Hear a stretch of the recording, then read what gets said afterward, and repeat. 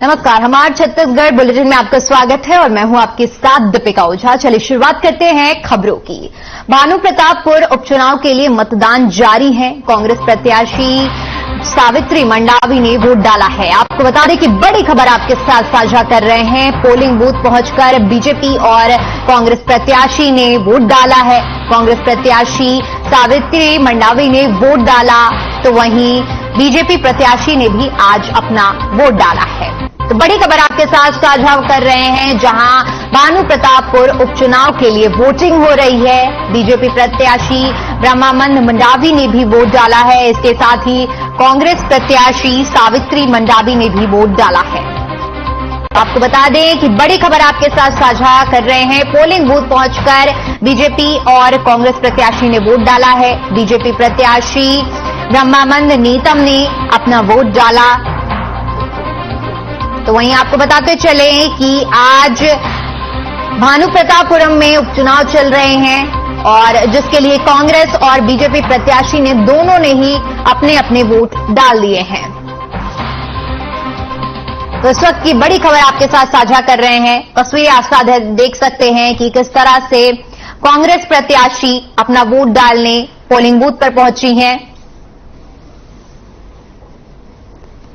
तस्वीरें आप देख सकते हैं कि किस तरह से उपचुनाव के लिए कांग्रेस प्रत्याशी सावित्री मंडावी अपना वोट डालने पहुंची और लोग भी कतारों में खड़े होकर आज अपना वोट डाल रहे हैं।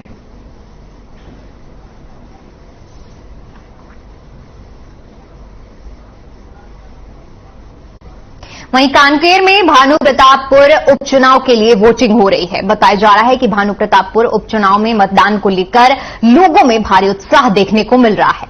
सुबह से पोलिंग बूथ में मतदाताओं की लंबी कतारें देखने को मिल रही हैं। जानकारी के मुताबिक सुबह 11 बजे तक 31% मतदान हो चुका है। हालांकि सुबह 9 बजे तक 18% तक मतदान हुआ। वहीं शाम 3 बजे तक वोट डाले जाएंगे।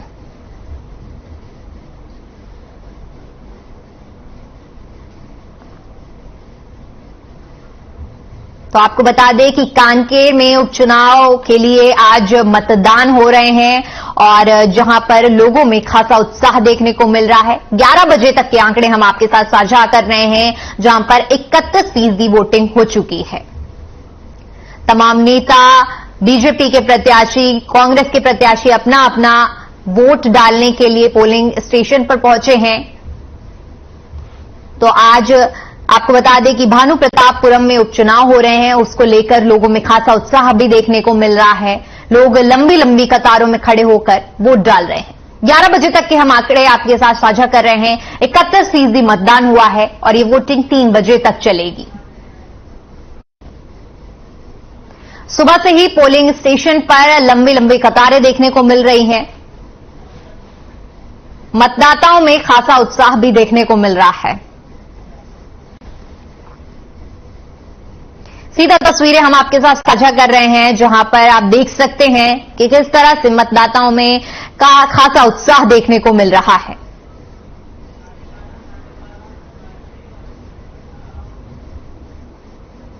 वहीं भानुप्रतापपुर उपचुनाव को लेकर वोटिंग हो रही है। इसी सिलसिले में कांग्रेस प्रत्याशी सावित्री मंडावी भी वोट डालने के लिए पोलिंग बूथ पर पहुंची, जहां मतदान के बाद कांग्रेस प्रत्याशी ने कहा कि जनता सरकार के विकास के नाम पर मतदान कर रही है। स्वर्गीय मनोज मंडावी जासरा से आदिवासी समाज के बारे में सोचते थे, उसी तरह मैं भी काम करूंगी। आपको बता दें कि भानुप्रतापपुर विधानसभा सीट मनोज मंडावी के निधन के बाद से खाली हो गई थी, जिसके चलते वहां पर उपचुनाव हो रहे हैं। तो आपको बता दें कि कांग्रेस प्रत्याशी ने काम को लेकर सीधे तौर पर बात कही है। वोट डालने पहुंची थी कांग्रेस प्रत्याशी सावित्री मंडावी और जैसे कि आज भानुप्रताप उपचुनाव चल रहा है, जिसके लिए वोटिंग चल रही है और सीधे तौर पर अपना मताधिकार का इस्तेमाल करने के बाद सावित्री मंडावी ने सीधे तौर पर कहा कि जनता जो है वो विकास पर वोट दे रही है। तो कांग्रेस प्रत्याशी का बयान सामने आया है, जिसमें उन्होंने साफ तौर पर कहा है कि जनता काम के हिसाब से वोट देगी। आपको बता दें कि ये जो सीट है ये मनोज मंडावी के निधन के बाद से खाली चल रही थी, जिस पर आज उपचुनाव हो रहे हैं। तस्वीरें हम सीधा आपके साथ साझा कर रहे हैं, जहां कांग्रेस प्रत्याशी का सीधा कहना है कि विकास के नाम पर जनता वोट कर रही है। सरकार जो 4 वर्षों में लगातार विकास के कार्य कर रही है और स्वर्गीय मनोज मंडावी जो इन 4 वर्षों में और 3 साल जो लगातार इस क्षेत्र से प्रतिनिधित्व किया है, तो विकास के इतने कार्य किए हैं, तो हम पूरे मतदाता जो है कांग्रेस के पक्ष में वोट दे रही हैं।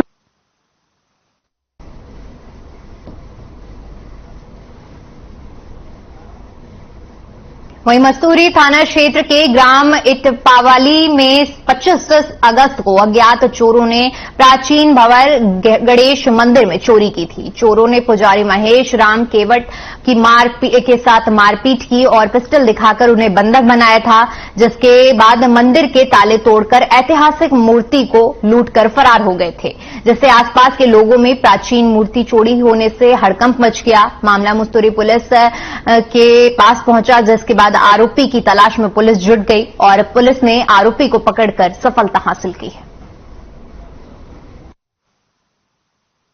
डिक्सी के रहने वाला उमेश सागर जो है थाना आकर रिपोर्ट दर्ज कराया कि लक्षणपुर जांगीर की रहने वाली ईसु उर्फ इशिता सहित उसे एनटीपीसी कोरबा में इलेक्ट्रीशियन के पद पर नौकरी लगाने के लिए पैसा ली थी, जिसे जो है प्रार्थी अपने परिजनों की सहायता से 1,70,000 इकट्ठा करके डिक्सी में अपने घर पर इशितिका को दिया था, जिसके बाद इशितिका ना तो उसको नौकरी लगाई और न ही पैसा वापस की, जिस पर जो है प्रार्थी थाना आकर रिपोर्ट दर्ज कराया। रिपोर्ट दर्ज करने उपरांत संज्ञान में लेते हुए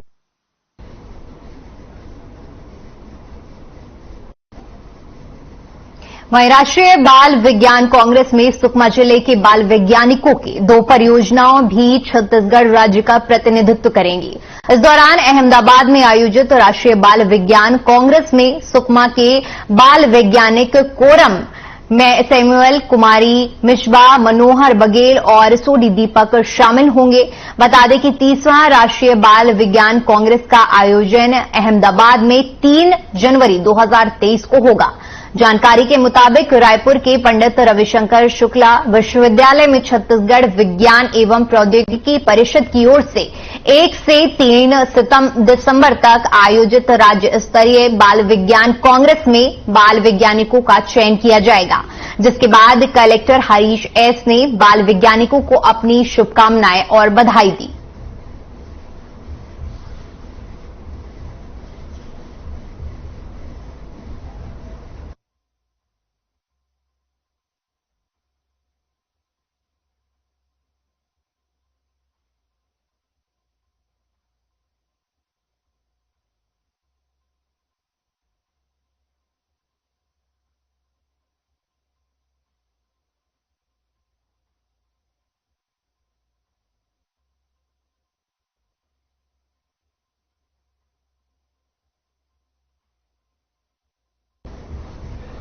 वहीं शक्ति जिले में नौकरी के नाम पर धोखाधड़ी करने का मामला सामने आया है। पुलिस ने आरोपी को तलाश में जुटी हुई थी, जिसके बाद आपको बता दें कि पुलिस ने धोखाधड़ी करने वाले आरोपी को युवती को गिरफ्तार कर लिया है। जांजगीर चंपा जिले का ये मामला है, जहां की रहने वाली इशिता ने एनटीपीसी कोरबा में इलेक्ट्रीशियन के पद पर नौकरी लगने के नाम पर एक युवक से 1,70,000 रुपए लिए थे। पैसे देने के बाद भी नौकरी नहीं लगने पर युवक ने शिकायत थाने में दर्ज कराई, जिस पर कार्रवाई करते हुए पुलिस ने 24 घंटे के अंदर आरोपी युवती को गिरफ्तार कर न्यायिक रिमांड पर भेज दिया है। तो आपको बता दें कि ये पूरा मामला धोखाधड़ी से जुड़ा हुआ है, जहां पर शक्ति जिले में एक युवती ने नौकरी के नाम पर एक युवक से धोखाधड़ी की है। आपको बता दें कि एनटीपीसी में इलेक्ट्रीशियन के पद पर भर्ती कराने के नाम पर युवती ने 1,70,000 रुपए युवक से लिए थे, लेकिन नौकरी नहीं लगवाई, जिसके बाद युवक ने पुलिस में रिपोर्ट दर्ज कराई और पुलिस ने 24 घंटे के अंदर इस युवती को गिरफ्तार कर लिया है। पूरा मामला धोखाधड़ी से जुड़ा हुआ है, जहां पर युवती ने पैसे लेकर नौकरी लगवाने की बात कही थी। युवक ने पैसे भी दे दिए, जिसके बाद युवती ने नौकरी नहीं लगवाई, जिससे परेशान होकर युवक ने नजदीकी थाने में रिपोर्ट दर्ज कराई, जिसके बाद पुलिस ने तुरंत कार्रवाई करते हुए युवती को गिरफ्तार कर लिया।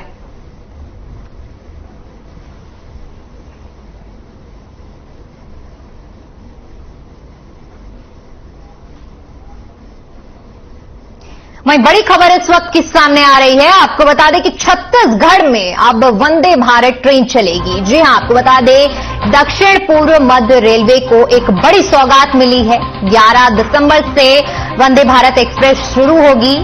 बताते चले कि बिलासपुर से नागपुर तक का ये वंदे भारत एक्सप्रेस सफर तय करेगी। तो बड़ी खबर आपके साथ साझा कर रहे हैं, जहां पर छत्तीसगढ़ को वंदे भारत ट्रेन की सौगात मिली है। दक्षिण पूर्व मध्य रेलवे को ये बहुत बड़ी सौगात मिली है रेलवे की तरफ से। बताते चले कि 11 दिसंबर से अब छत्तीसगढ़ में भी वंदे भारत एक्सप्रेस चलेगी। छत्तीसगढ़ में अब वंदे भारत एक्सप्रेस को चलाया जाएगा, जिसको लेकर साउथ ईस्ट रेलवे की तरफ से एक नोटिफिकेशन जारी की गई है। ये जो ट्रेन है, आपको बता दें कि 412 किलोमीटर का सफर तय करेगी, जिसकी एवरेज स्पीड होगी 75 किलोमीटर प्रति घंटा। तो आपको बता दें कि बिलासपुर से नागपुर तक का ये ट्रेन सफर तय करेगी। छत्तीसगढ़ के लोगों को एक बड़ी सौगात मिली है, वंदे भारत एक्सप्रेस अब इस रूट में भी चलेगी। तो बड़ी खबर आपके साथ साझा कर रहे हैं, जहां पर छत्तीसगढ़ में अब वंदे भारत ट्रेन चलेगी और ये आपको बता दें कि 11 दिसंबर से इस एक्सप्रेस की शुरुआत होगी।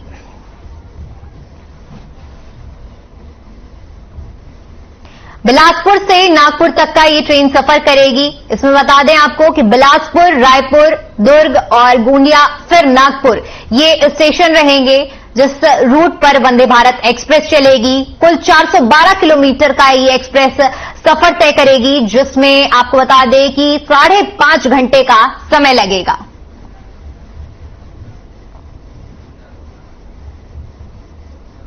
वहीं बढ़ते हैं अगली खबर की ओर, जो कि जांजगीर से है। आपको बता दें कि जांजगीर में पुलिस को बड़ी कामयाबी हाथ लगी है।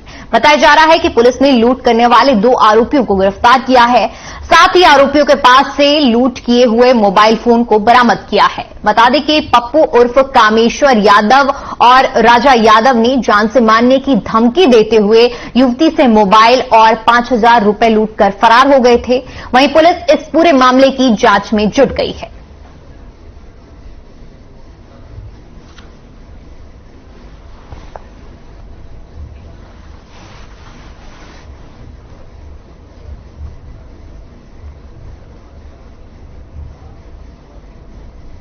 वहीं रायपुर में बीजेपी नेता ओपी चौधरी ने कांग्रेस पर निशाना साधा है। साथ ही ओपी चौधरी ने कहा कि कांग्रेस के लोग कालनेमी हैं, सनातन धर्म का और भगवान राम, माता कौशल्या का अपमान करते रहते हैं। वहीं उन्होंने कहा कि चंद्रखुरी के माता कौशल्या के मंदिर में नारियल तक को रविंद्र चौबे ने स्वीकार नहीं किया।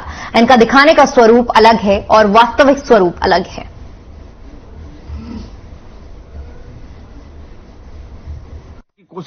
हमारे छत्तीसगढ़ में कांग्रेस ने वादा किया था कि सरकार बनने के 10 दिनों के भीतर संविदा और अनियमित कर्मचारियों का नियमितीकरण कर दिया जाएगा।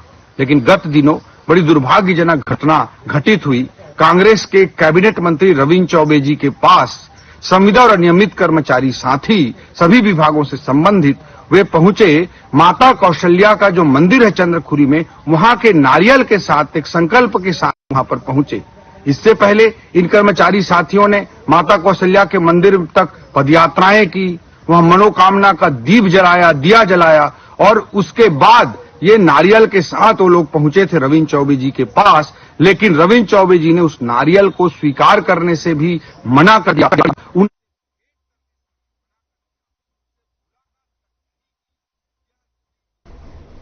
भाजपा के पूर्व मंत्री राजेश मुन्नत ने कांग्रेस सरकार पर जमकर हमला बोला है। उन्होंने कहा कि छत्तीसगढ़ के भ्रष्ट अधिकारियों और व्यापारियों पर अगर केंद्रीय जांच एजेंसियां सबूतों के आधार पर कार्रवाई कर रही हैं, तो कांग्रेस को तकलीफ क्यों हो रही है। अगर आप भ्रष्टाचार के खिलाफ हैं, तो आपको ईडी में जांच में सहयोग करना चाहिए।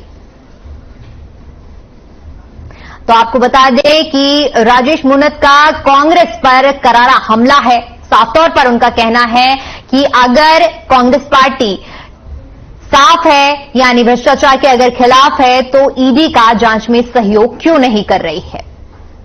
तो राजेश मुनत का सीधा तौर पर कांग्रेस पार्टी पर हमला है। साफ तौर पर उनका कहना है कि अगर ईडी सीबीआई का सहयोग अगर भ्रष्टाचार के खिलाफ है, तो ईडी सीबीआई का सहयोग क्यों नहीं किया जा रहा है?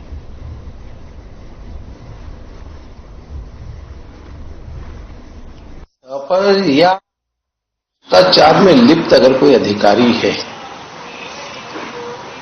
या कोई व्यापारी है, उसके खिलाफ अगर सरकारी तंत्र उपयोग कर रहे हैं, उनके खिलाफ दस्तावेज के आधार पर उनके खिलाफ कार्रवाई कर रहे हैं, तो कांग्रेसियों को पेट में दर्द क्यों हो रहा है? भाई, जिन व्यक्तियों ने किया भ्रष्टाचार के खिलाफ तो पूरा देश खड़ा है ना। हर व्यक्ति चाहता है कि जिन जिन लोगों ने भ्रष्टाचार किए हैं, उनके काले कारनामे जनता के बीच में आना चाहिए। क्या कांग्रेस पार्टी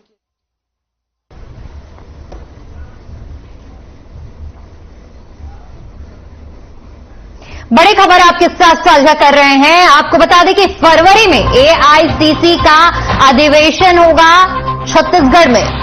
सीएम ने इस मामले की जानकारी ट्वीट कर दी है। उन्होंने लिखा है कि हमारे लिए ऐतिहासिक और गौरवपूर्ण पल है। आपको बता दें कि छत्तीसगढ़ में पहली बार कांग्रेस की बैठक होनी है और इस सत्र को देखकर अभी तारीखें तय की जाएंगी। तारीखों का भी ऐलान नहीं हुआ है, लेकिन साफ तौर पर सीएम ने ट्वीट कर बताया है कि फरवरी में अधिवेशन होना है। ये पहली बार होगा जब छत्तीसगढ़ में कांग्रेस की बैठक होनी है। तो बड़ी खबर आपके साथ साझा कर रहे हैं, फरवरी में एआईसीसी का अधिवेशन होना है। इस पूरे मामले की जानकारी सीएम ने खुद दी है। उन्होंने ट्वीट कर लिखा है कि ये हमारे लिए ऐतिहासिक और गौरवपूर्ण पल है। हालांकि अभी तारीखों का ऐलान नहीं हुआ है, फरवरी में ये अधिवेशन होना है। ऐसा पहली बार होगा जब छत्तीसगढ़ में कांग्रेस की बैठक होनी है और इसी को लेकर सीएम ने खुशी जाहिर की है। उन्होंने लिखा है कि ये पल ऐतिहासिक और गौरवपूर्ण है।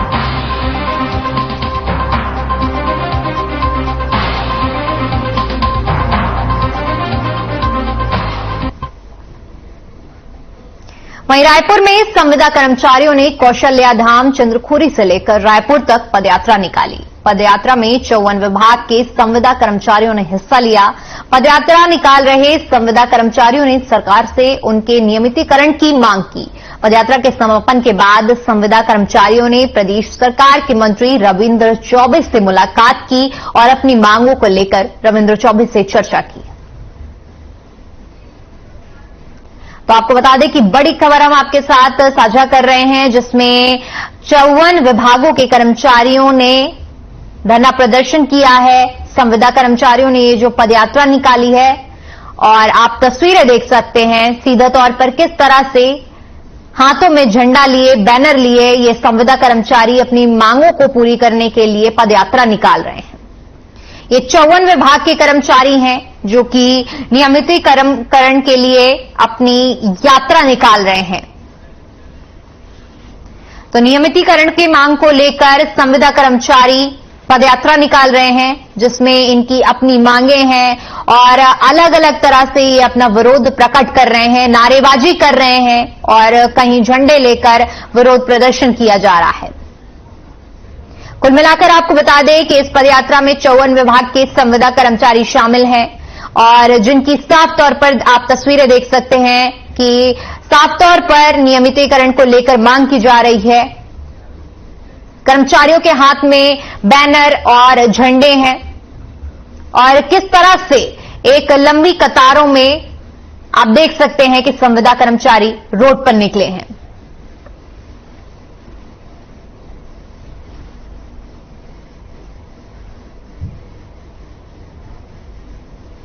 वहीं मुंगेली जिले में रोजगार मेले का आयोजन किया गया। रोजगार मेले में 8 निजी कंपनियों ने हिस्सा लिया। इस दौरान 630 आवेदकों ने आवेदन किया था, जिसमें लगभग 143 आवेदकों का चयन हुआ, जिन्हें स्थानीय जनप्रतिनिधि, कलेक्टर राहुल देव और विभागीय अधिकारी ने नियुक्ति पत्र दिया। वहीं कार्यक्रम में रोजगार और स्किल डेवलपमेंट अधिकारी ने बताया कि जिला मुंगेली में नियमित रूप से बेरोजगार छात्र छात्राओं की काउंसलिंग की जाती है, जिसके परिणाम स्वरूप सभी उम्मीदवार मानसिक रूप से जॉब करने के लिए तैयार हो सके।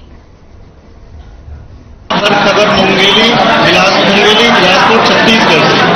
और अभी मैं खड़ा हूं मुंगेली जिले के कलेक्ट्रेट के परिसर में जन दर्शन भवन में, और इस जन दर्शन भवन में आज यहाँ पे रोजगार विभाग के द्वारा एम्प्लॉयमेंट मेला लगाया जा रहा है, जिसमें बहुत सारी कंपनीज आई हुई है और वैसे भी उम्मीदवार आए हुए हैं जिन्हें जॉब चाहिए। अलग अलग आयु वर्ग के लोग अपने लिए जॉब की तलाश में रोजगार कैंप में, इस प्लेसमेंट कैंप में आए हुए हैं। तो आइए पहले मिलते हैं कार्यक्रम के अधिकारी से, बच्चों से, और जितने भी लोग, कई लोग बाहर से अलग अलग कंपनीज आई हुई है जिन्हें कैंडिडेट्स चाहिए, और ये कैंडिडेट्स अपने इंटरव्यू के माध्यम से, फॉर्म्स के माध्यम से, एक दूसरे के सहयोग से सभी अपना अपना कार्य कर रहे हैं। और देखते हैं ये कार्यक्रम, और मुझे उम्मीद है ये कार्यक्रम बहुत ही सफल होगा। कुछ अपने भी स्टॉल लगे हैं, वो आकर के मिलते हैं। पहले सबसे पहले मैं चाहूंगा कि जो कार्यक्रम के अधिकारी हैं, रोजगार अधिकारी और कौशल विकास अधिकारी एरिया सर, आइए उनसे बात करते हैं। क्या सोच रहे हैं इसके बारे में? तो आज जो प्लेसमेंट कैंप ऑर्गेनाइज किया जा रहा है, इसके बारे में आपके क्या विचार है? शासन की क्या योजना है और शासन किस तरह से लाभान्वितों को फायदा पहुंचाना चाहते हैं? मुंगेली जिला द्वारा जो है एक प्लेटफॉर्म तैयार किया गया है आकांक्षा, जो सतत युवा सतत मुंगेली के अंतर्गत है। आकांक्षा प्लेटफॉर्म में जो है प्राइवेट एम्प्लॉयर को और जो रोजगार इच्छुक बेरोजगार आवेदक है उन को दिलाने का काम जिला प्रशासन कर रहा है, ताकि इस तरह के प्लेसमेंट के रोजगार मेले के आयोजन के माध्यम से जो है बेरोजगार लोगों को जो है इसी क्षेत्र में जो है प्लेस कराने का जो है अवसर प्रदान किया जाए। आज उसी कंटिन्यूटी में अभी तक करीब 600 लोगों को जो है रोजगार उपलब्ध कराया गया है। उसी कंटिन्यूटी में जो है आज ये मेला रखा गया है, जिसमें 8 कंपनी जो है पार्टिसिपेट कर रही है। चलिए फिलहाल के लिए हमारे छत्तीसगढ़ में इतना ही। बने रहिए हमारे साथ। नमस्कार।